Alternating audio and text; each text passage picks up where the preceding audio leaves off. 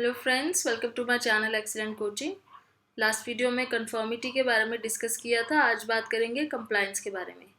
Compliance का मतलब होता है जनरली जैसे मार्केटिंग करते हैं कोई प्रोडक्ट्स की कुछ लोग, तो जो कस्टमर्स हैं, कंज्यूमर्स हैं, वो उनकी बातों में आ जाते हैं क्योंकि वो इस तरीके से बात करते हैं या इस तरीके से वो ऑफर करते हैं। तो वो एक चीज़ होती है कंप्लाई करना। कंप्लायंस मतलब ये नहीं है कि आपको कोई ऑर्डर दे रहा है या आपसे कोई ज़बरदस्ती कुछ कह रहा है। मतलब कोई रिक्वेस्ट कर रहा है या कोई अपनी बात रख रहा है और आप उसकी बात को सुन रहे हो, मान रहे हो, वो कंप्लायंस होता है। मार्केटिंग वाले ये सब चीज़ें बहुत यूज़ करते हैं अपने प्रोडक्ट्स को सेल करने के लिए। मार्केटिंग प्रोडक्ट्स के बारे में यहाँ लिखा भी हुआ है कि पूरा एक साइकोलॉजिकल प्रोसेस होता है कि किस तरीके से कंज्यूमर की जो साइकोलॉजी को समझ के किस तरीके से उसको अट्रैक्ट करना है अपने प्रोडक्ट की तरफ। तो कंज्यूमर साइकोलॉजी एक पर्टिकुलर ब्रांच भी है जो इसी चीज़ पे फोकस करती है कि कैसे सेल किया जाए। अब कंप्लायंस में क्या होता है ना कि लोग अपना बिहेवियर चेंज कर देते हैं as a result of another person of group asking और डायरेक्टिंग देम टू चेंज। मतलब किसी ने उनको बोला आप ऐसे कर दीजिए तो वो कर देंगे। मतलब इसमें ऐसा नहीं है कि किसी ने जबरदस्ती करवाया है या जानबूझ के कुछ जोर लगा के बोला है। कंप्लायंस में सिंपली किसी ने आपसे कुछ बोला और आप मान गए हो। अगर यहीं पे अगर अथॉरिटी आ जाती है, मतलब कोई ऐसा पर्सन बोलता है जो आपसे ज़्यादा पावरफुल है, आपसे ज़्यादा आपसे बड़ा है, बॉस है आपका, तो वो फिर उसको हम कंप्लायंस नहीं कहते, फिर उसको हम ओबीडियंस कहते हैं। तो कंप्लायंस होती है जब आपको कोई ऐसे प्रेशर नहीं होता मानने का, फिर भी आप मान जाते हो। प्रेशर होता है, दूसरे टाइप का प्रेशर होता है, लेकिन ऐसा कुछ डर नहीं होता है कि वो मेरा बॉस है या वो मेरे से बड़ा है। और ओबीडियंस होता है जब आप इसलिए बात मानते हो क्योंकि आपके बॉस ने बोला है या आपके टीचर ने बोला है या आपके घर में किसी बड़े ने बोला है, तो उसको ओबीडियंस कहेंगे। तो ये फर्क आ जाता है कंप्लायंस और ओबीडियंस में। कंप्लायंस की ना टेक्निक्स होती हैं बहुत सारी। आप किसी को अपनी बात मनवाना चाहते हो तो उसके लिए कुछ टेक्निक्स हैं जो हम यूजुअली यूज़ करते भी हैं अपनी लाइफ में, लेकिन एग्जैक्टली हम सोच के नहीं करते हैं कि हम ये टेक्निक यूज़ करेंगे या वो टेक्निक यूज़ करेंगे। ये हमारे रेगुलर डेली लाइफ में कभी ना कभी ऐसे हमसे हो जाती है यूज़। तो पहली टेक्निक का नाम है foot in the door. Foot in the door मतलब आप इमेजिन कर सकते हो कि कोई सेल्समैन आपको कुछ बेचने आया और उसने आप बंद करने लगे हो दरवाज़ा, लेकिन वो उसका वो दरवाजे के बीच में उसने पैर अपना रखा हुआ है, बंद नहीं कर पा रहा है और वो बोलता जा रहा है प्लीज़ एक बार सुन लो। तो ये सेम वही सीन इमेजिन करके इस टेक्निक का नाम रखा हुआ है फुट इन द डोर, कि आप अपना डोर बंद ना कर पाओ जब वो आपको कुछ बेच रहा हो। तो फुट इन द डोर की टेक्निक ये होती है कि पहले आप एक छोटी रिक्वेस्ट करते हो, फिर एक बड़ी रिक्वेस्ट करते हो। एग्जाम्पल यहाँ पे इन्होंने बहुत अच्छा दिया हुआ है कि मान लो आपका नेबर है, वो कोई वेकेशन पे जा रहा है, लॉन्ग वेकेशन पे, और उसने आपको रिक्वेस्ट करा है कि उतने थोड़े दिन के लिए आप उसके घर का ध्यान रख सकते हो, उसके घर की सेफ्टी का, या थोड़ा बहुत आप देख सकते हो कि घर में you keep an I on in house, मतलब थोड़ा सा उसकी तरफ देखना। तो आप मान जाओगे, सोचो कि इतनी बड़ी रिक्वेस्ट नहीं है क्योंकि ठीक है सेफ्टी तो उसके घर की सेफ्टी देखूंगा तो मेरा भी घर सेफ रहेगा, तो आप थोड़ा सा छोटी रिक्वेस्ट समझ के मान जाओगे। फिर उसके बाद वही बात करते करते वो अपनी बात में आगे ये बोल देगा कि अगर आप सेफ्टी देख ही रहे हो तो साथ साथ आप मेरे प्लांट्स को भी पानी दे देना। तो अब उसने क्या किया, पहले छोटी रिक्वेस्ट की, फिर उसने बड़ी रिक्वेस्ट कर दी। अब मोस्टली लोग इस सिचुएशन में फंस जाते हैं क्योंकि उन्होंने पहले छोटी रिक्वेस्ट कर दी होती है, छोटी रिक्वेस्ट के लिए हाँ कर दी होती है, फिर वो बड़ी रिक्वेस्ट के लिए मना नहीं कर पाते।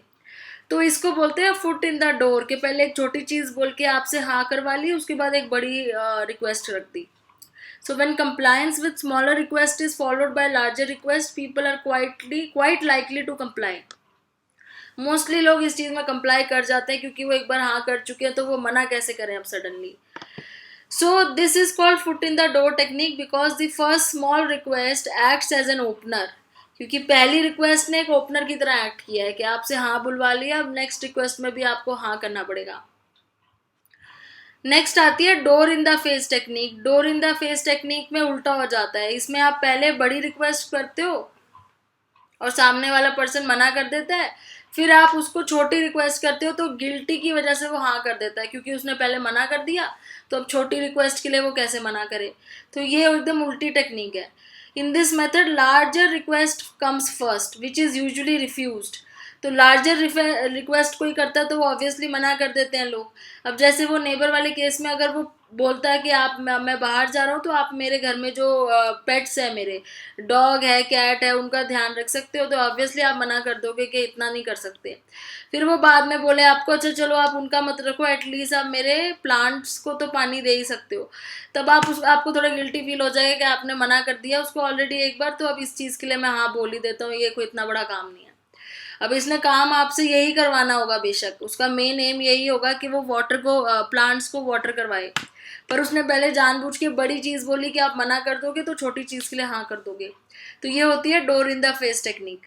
और इसके पीछे एक नॉर्म ऑफ रेसिप्रोसिटी भी होता है। नॉर्म ऑफ रेसिप्रोसिटी होता है कि आपने अगर किसी के लिए कुछ अच्छा किया तो वो भी आपके लिए अच्छा करेगा ही, आपने किसी की हेल्प करी है तो वो भी आपको हेल्प करेगा ही। तो ये वाली जो टेक्निक का यूज़ मार्केटिंग वाले कैसे करते हैं, they give out free unasked sample, वो फ्री सैंपल देते हैं और फ्री स्टिकर्स वगैरह देते हैं, और उसके बाद उसमें लिखा होता है कि आप थोड़ा सा चैरिटी कर दो, डोनेशन कर दो। तो आप जब एक चीज़ उसकी एक्सेप्ट करते हो फ्री सैंपल, तो आपको लगता है हमें भी कुछ देना चाहिए रेसिप्रोसिटी में, तो आप उसको देते हो। तो ये इस तरीके से मार्केटिंग में कंप्लाई करवाने के लिए कंज्यूमर्स को यूज़ होती है टेक्निक। फिर आती है तीसरी टेक्निक, लो बॉल टेक्निक। लो बॉल टेक्निक काफ़ी ज़्यादा कॉमन है। ये होती है जब हम कोई एक चीज़ के लिए हाँ कर देते हैं और हमें पता नहीं होता कि हम एक चीज़ खरीद लेंगे तो उसके साथ हमें बहुत सारी एडिशनल कॉस्ट और जुड़ जाएगी। जैसे आप कोई भी सामान खरीदने जाते हो तो उसके साथ उसकी वारंटी कॉस्ट और ये सब टैक्सेस, फीस, ये सब और जुड़ जाता है। तो पहले तो आपको सिर्फ एक वो जो छोटी सी कॉस्ट होती है वो बताई जाती है। तो once a commitment is made the cost of that commitment is increased. अब ये ज़रूरी नहीं हमेशा मॉनेटरी कॉस्ट की बात हो रही है। सपोज आपने किसी को कमिटमेंट कर दिया है कि आप उसकी हेल्प करोगे किसी छोटे से काम में, लेकिन आपको पता चला कि उसकी हेल्प करने के साथ साथ आपको उसको अरेंज भी करवाना पड़ रहा है सब कुछ, आपको उसको डेली रिमाइंड भी करवाना पड़ रहा है कि उसको काम कंप्लीट करना है। तो आपने एक कमिटमेंट तो कर दी छोटी चीज़ के लिए, लेकिन साथ साथ आपको बहुत सारी चीज़ें उसकी करवानी पड़ गई है उसके साथ। तो ये टेक्निक यूज़ होती है जब हम कोई सामान खरीदने जाते हैं तो हमें पहले एक छोटी सी कॉस्ट बता दी जाती है किसी सामान की जो हमें लगता है देखने में सस्ता है, लेकिन जैसे हम उस चीज़ को खरीदते हैं तो उसके साथ एडिशनल कॉस्ट आ जाती है, जैसे वारंटी आ जाती है, टैक्स आ जाते हैं, फीस आ जाती है, कुछ और बहुत सारी चीज़ें जुड़ जाती है जिसमें बहुत बड़ी कॉस्ट हो जाती है टोटल। अब वो मॉनेटरी कॉस्ट भी हो सकती है और आपका टाइम, एफर्ट, ये सारी चीज़ें भी उसमें हो सकती है। तो ये हो जाती है लो बॉल टेक्निक। और लास्ट में आती है that's not all technique. That's not all आपने बहुत बार एक्सपीरियंस भी किया होगा। आप कहीं खरीदने जाते हो मार्केट में कोई चीज़, या आपको कोई कुछ इम्प्रेस करने की कोई कोशिश करता है तो उसमें वो पहले एक ऑफर रखता है, फिर बोलता है कि नहीं इसके बाद और भी है, दैट्स नॉट ऑल, अभी और भी है, अभी और भी है, इस तरीके से। तो compliance tactic, the person doing the persuading makes an offer, but before the target of the offer can make a decision, the persuader throws in something extra। मतलब जैसे आपको कुछ ऑफर किया, उसके बाद जब तक आप सोच ही रहे थे उस ऑफर के बारे में, उसने बोल दिया कि अभी इतना ही नहीं है, अगर आप ये ले लोगे तो आपको इसके साथ ये भी मिलेगा फ्री में, या बोनस मिलेगा, या ऐसा कुछ मिलेगा। तो जैसे यहाँ एग्जाम्पल दिया हुआ है कि but wait, that's not all, if you act now, जैसे अगर अभी आप खरीद लोगे, we will send you this 15 piece set of genuine for carving knives as a bonus. तो इस तरीके से कि अगर आप अभी ले लोगे तो हम आपको ये भी दे देंगे, उसके अलावा आप ऐसे करोगे तो हम ये भी दे देंगे। तो दैट्स नॉट ऑल टेक्निक में यही होता है कि वो एक के बाद एक के बाद एक टेक्निक आपके सामने एक के बाद ऑफर रखते रहते हैं, जिससे कंज्यूमर जो है वो कंफ्यूज होके और थोड़ा सा वो भी उनको लगता है कि शायद मुझे ज़्यादा ऑफर मिल रहे हैं, अगर मैं अभी एकदम से खरीद लूँगा तो मुझे ज़्यादा ऑफर मिलेगा। So now consumer feels as though persuader has given something, the consumer should respond by giving it। अब इसमें भी वही नॉर्म ऑफ रेसिप्रोसिटी आ जाता है कि जब वो कह रहे हैं कि आपको बोनस मिलेगा तो कंज्यूमर को लगता है कि बोनस वो दे रहे हैं, मतलब बोनस में हमें कोई चीज़ एक्स्ट्रा दे रहे हैं तो मुझे ये चीज़ ले लेनी चाहिए। तो इस तरीके से ये सारी कंप्लायंस की टेक्निक्स यूज़ की जाती हैं। इसमें कल्चरल डिफरेंसेस देखे गए हैं। रिसर्चर ये कह रहे हैं कि अलग अलग कल्चर में अलग अलग टेक्निक ज़्यादा चलती है। जैसे यहाँ पे बोला है कि अगर यूएसए की बात करें तो वहाँ पे foot in the door technique ज़्यादा चलती है। फुट इन द डोर मतलब पहले छोटी रिक्वेस्ट करी फिर बड़ी रिक्वेस्ट करी, और दूसरी वाले जो कंट्रीज़ हैं उसमें सेकंड रिक्वेस्ट आपकी जो थी door door on the face वाली। फुट इन द डोर ये वाली कह रहे हैं कि वेस्टर्न जो जहाँ पे यूएसए वगैरह में ज़्यादा चलती है, और जापान वगैरह जैसी कलेक्टिविस्टिक सोसाइटी है जैसे हमारी वाली है, इसमें डोर इन द फेस ज़्यादा चलती है कि पहले बड़ी रिक्वेस्ट करो, नहीं माने तो छोटी कर दो। तो यहाँ पे होता भी ऐसा, आपने देखा भी है, पहले आपको कोई बहुत बड़ा काम बोलेगा, आप मना कर दोगे तो बोलेगा अच्छा इतना सा तो कर दे, छोटा सा तो कर दे, इतना टाइप का। तो ये कल्चर का भी इसमें फ़र्क आ जाता है, बट ये सारी टेक्निक जो है यूजुअली यूज़ करी जाती है। फिर आ जाता है ओबीडियंस। ओबीडियंस थोड़ा सा इसलिए फ़र्क है, ओबीडियंस हम क्यों करते हैं, क्योंकि बचपन से हमें सिखाया जाता है कि बड़ों की बात माननी है, बड़ों की बात सुननी है, टीचर की बात सुननी है, उसके बाद आ जाता है कि बॉस की बात सुननी है। तो ओबीडियंस का हमारे अंदर शुरू से ही एक एक वो हैबिट और जो बिहेवियर पैटर्न है ना, वो शुरू से ही बिल्ड किया जाता है। और उससे हमारे माइंड में ये होता है कि जब भी हमारे से कोई अथॉरिटी फिगर होगी, चाहे वो स्टेटस में बड़ी हो, चाहे पावर में बड़ी हो, वो जो भी बोले हमें मानना है। तो a salesperson who wants a person to buy a car has no real power or force that person to buy. But an authority figure is a person with social power. अब सेल्स पर्सन ओबीडियंस नहीं करवा सकता क्योंकि वो आपसे power में या status में बड़ा नहीं होता। लेकिन एक पुलिस ऑफिसर हो गया या टीचर हो गई या सुपरवाइजर हो गया, ये आपसे अथॉरिटी में ज़्यादा होते हैं। तो ये आपको इनकी बात को जब आप मानते हो तो हम उसे ओबीडियंस कहेंगे। ओबीडियंस को लेके एक मिलग्राम का बहुत ही फेमस एक एक्सपेरिमेंट है जो कि अनएथिकल स्टडीज़ में 10 मोस्ट अनएथिकल स्टडीज़ में भी आता है। एक 10 मोस्ट अनएथिकल स्टडीज़ के अंदर कुछ ऐसे एक्सपेरिमेंट्स हैं जो साइकोलॉजी में किए गए हैं पुराने टाइम में, जो बिल्कुल ही आज के टाइम के हिसाब से अनएथिकल माने जाएंगे। तो उसके अंदर एक आता है मिलग्राम का ये वाला एक्सपेरिमेंट, जिसमें ये देखते हैं मिलग्राम जो है ये चेक, इनका जो मेनली जो पर्पस होता है कि लोग क्यों ओबीडियंस क्यों, मतलब लोग क्यों मानते हैं, अथॉरिटी फिगर की बात क्यों मानना शुरू कर देते हैं। जैसा कि इनका मेन मतलब डायरेक्टली तो नहीं कह सकते, पर इन्होंने मेनली इसलिए करा था कि हिटलर की बातों में आके लोगों ने क्यों इतना बड़ा मास मर्डर करना शुरू कर दिया था। ऐसा क्या हुआ था कि उसकी बातों में लोग आ गए थे, उन्होंने मारना शुरू कर दिया लोगों को। तो इतनी ज़्यादा ओबीडियंस लोगों में कैसे आ जाती है कि वो किसी की जान तक ले लें, खाली ऑर्डर फॉलो करके किसी की जान ले लें। तो ये जो नाजी आर्मी है, सोल्जर्स है नाजी जर्मनी के, इनका एक तरीके से रेफरेंस लेके इन्होंने एक स्टडी करी थी, जिसमें ये स्टडी मैं पहले बहुत बार डिस्कस कर चुकी हूँ, लेकिन मैं फिर भी आपको यहाँ पे थोड़ा सा बता देती हूँ। इसमें ये कहा था कि जैसे मिलग्राम है, उन्होंने एक पर्सन था जिसको उन्होंने वो बोला था कि तुमको सामने वाले 2 पार्टिसिपेंट्स हैं, एक पार्टिसिपेंट है जो सीखेगा, एक होगा जो टीचर बनेगा। एक स्टूडेंट है, एक टीचर है, ठीक है। अब जो स्टूडेंट है वो मिलग्राम का अपना ही पर्सन है, वो कॉन्फिडरेट है, और जो टीचर बना है वो पार्टिसिपेंट है, मतलब वो आदमी बाहर से आया है, उसको नहीं पता है कि जो स्टूडेंट है वो ऑलरेडी उस एक्सपेरिमेंट का हिस्सा है। अब मिलग्राम उन्हें बोलते हैं कि टीचर को कि आपने इसको कुछ चीज़ें याद करवानी है, अगर ये गलत आपको आंसर देगा तो आपने उसको शॉक देना है। और वहाँ पे वो जहाँ पे जिस सेटिंग में वो बैठे होते हैं वहाँ पे इस तरह का एक वोल्टोमीटर होता है जिसमें ऐसे बटन्स होते हैं। तो जो बटन दबाएंगे वो शॉक लगेगा और धीरे धीरे शॉक बढ़ता जाएगा। तो मिलग्राम ने पार्टिसिपेंट को बोला कि तुम इस स्टूडेंट के टीचर हो, तुम इसको कुछ चीज़ें याद करवाओगे, फिर उसके बाद पूछोगे उससे, अगर उसने गलत आंसर दिया तो आप उसको शॉक दोगे एक बटन दबा के, नेक्स्ट टाइम गलत आंसर दिया तो ज़्यादा शॉक दोगे, उससे नेक्स्ट टाइम गलत आंसर दिया तो और, जैसे धीरे धीरे आप अपना शॉक बढ़ाते जाओगे जब तक कि बहुत आगे तक एकदम वहाँ तक नहीं पहुँच जाता, जो कि बर्दाश्त करना ही मुश्किल है। अब आप खुद सोचो, अगर आप एक टीचर बन के किसी एक्सपेरिमेंट में एक टीचर आपको बनाया गया है और आपको बोला गया आपने सामने किसी स्टूडेंट को सिखाना है, और अगर वो गलत आंसर दे तो आपने उसको शॉक देना है, तो क्या आप ये चीज़ मान जाओगे किसी, चाहे वो साइकोलॉजिस्ट कितना भी बड़ा हो, कितना भी फेमस हो, चाहे वो सिगमंड फ्रॉयड या कार्ल रॉजर्स खुद आके आपको बोल रहे हैं कि आपने एक्सपेरिमेंट करना है और आपने ऐसे बटन दबा के शॉक देना है अगर आपको गलत आंसर मिलता है, तो आप उसकी जगह पे होते हो, अगर टीचर की जगह पे, उस पार्टिसिपेंट की जगह, आप ये मान जाओगे ये चीज़ करने के लिए?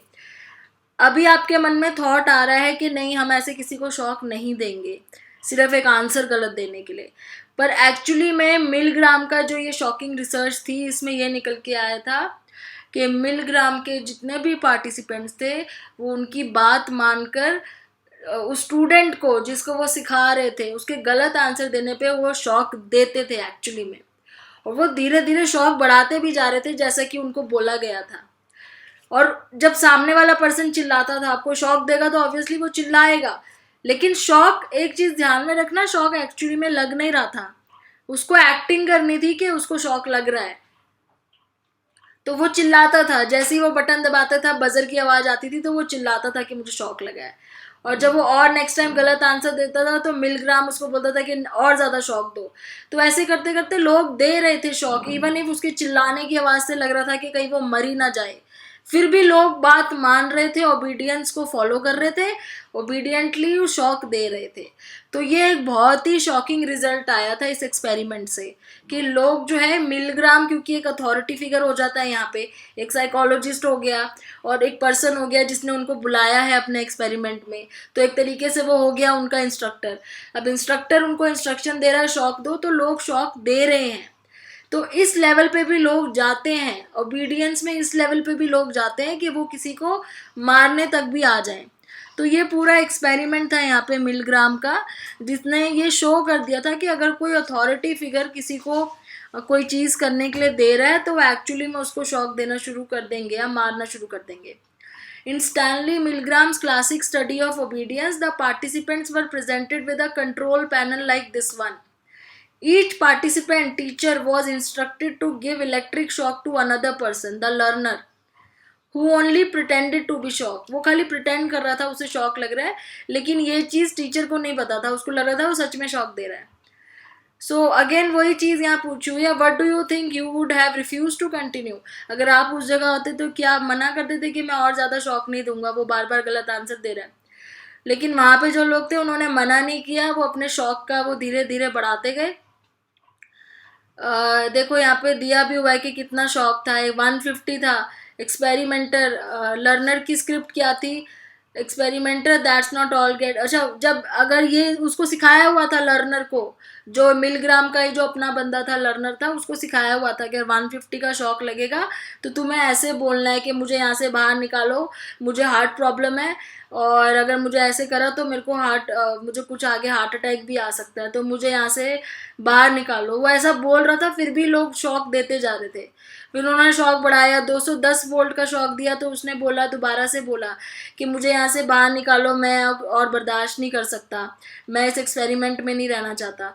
जब उसको 300 का शॉक मिला तो उसे बोला गया कि आप ऐसे चिल्लाना कि अब मैं आंसर नहीं करूँगा, बहुत ज़ोर से चिल्ला के बोलना। एगोनाई स्क्रीम मतलब बिल्कुल ही एकदम दर्द वाली स्क्रीम, चीख में चिल्ला के बोलना कि मैं और आंसर नहीं कर सकता, मुझे यहाँ से बाहर निकालो। और 330 का भी शॉक दिया लोगों ने, जो कि एक बहुत ही ज़्यादा हो जाता है। तो उस टाइम पे उसको बोला था कि आपने ऐसे शो करना है कि आपको हार्ट अटैक होने वाला है और मुझे अच्छा नहीं लग रहा है, आप यहाँ पे मुझे रोक नहीं सकते, और ज़ोर ज़ोर से चिल्लाना मुझे यहाँ से बाहर निकालो, लेट मी आउट करके।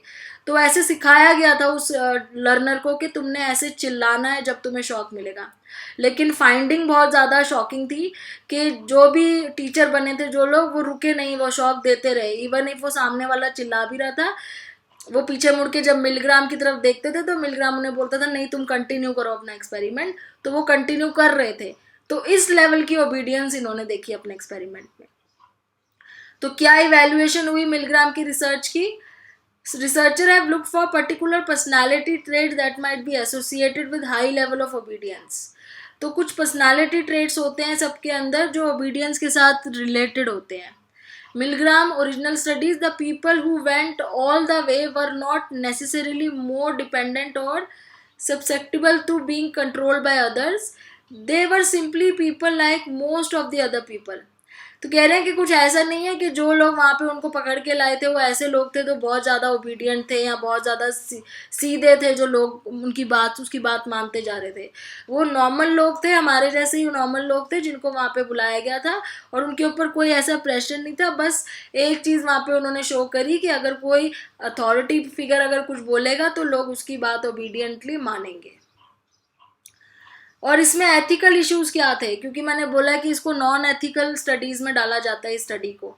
इसमें एथिकल इशू ये था कि स्टडीज में have suffered damage self esteem and seriously psychological stress from the realisation that they were willing to administer great shock great enough to kill another person. ये कह रहे हैं कि इतना अनएथिकल था कि जो पार्टिसिपेंट इनमें टीचर बनाए गए थे उनके ऊपर कैसा साइकोलॉजिकल असर हुआ होगा जब वो उनको उनको ये रियलाइज हो रहा होगा कि वो किसी को इतना शॉक दे रहे हैं कि कोई मर भी सकता है। तो वो एक बहुत ही ज़्यादा साइकोलॉजिकल स्ट्रेसफुल सिचुएशन थी उन लोगों के लिए। जबकि जब साइकोलॉजी में बोला जाता है कि जब आप एक्सपेरिमेंट करते हो तो आपको पार्टिसिपेंट्स को कोई भी स्ट्रेस वाली सिचुएशन में नहीं डालना है, लेकिन यहाँ पे ये चीज़ नहीं देखी गई थी। Milgram responded to the criticism by citing his follow-up study of the participant, in which he found 84% of the participants were glad to have been a part. अब उनको यही जो क्रिटिसिज्म हो रहा था इनको चुप कराने के लिए मिलग्राम ने फिर बाद में पार्टिसिपेंट से पूछा, तो उसमें से 84% लोगों ने बोला है कि उन्हें अच्छा लगा पार्टिसिपेट करके। तो ऑब्वियसली ये सारी बातें जो थी ख़त्म हो गई कि उनको बहुत स्ट्रेसफुल लगा था, उनको कितना बुरा लगा होगा, उनको कैसा फील हो रहा होगा कि वो किसी को इतना शौक दे रहे हैं। तो ये सारा क्रिटिसिज्म चला था, लेकिन फिर भी ये अनएथिकल स्टडी मानी जाती है किसी को इस तरीके से शौक दिलवाना। और इसके अलावा एक स्टडी और है जो मैं पहले भी आपको बता चुकी हूँ, जिसकी मूवी भी बनी हुई है, वो ज़रूर देखना। स्टैनफोर्ड प्रिजन एक्सपेरिमेंट करके है, उसकी मूवी भी आपको मिल जाएगी यूट्यूब पे। वो भी ओबीडियंस के ही ऊपर एक एक्सपेरिमेंट था जो स्टैनफोर्ड यूनिवर्सिटी में किया गया था। तो वो भी आप देखना, वो भी एक one of the unethical experiments में आता है। तो नेक्स्ट ग्रुप बिहेवियर है जिसको हम अगली वीडियो में स्टार्ट करेंगे। Thanks for watching.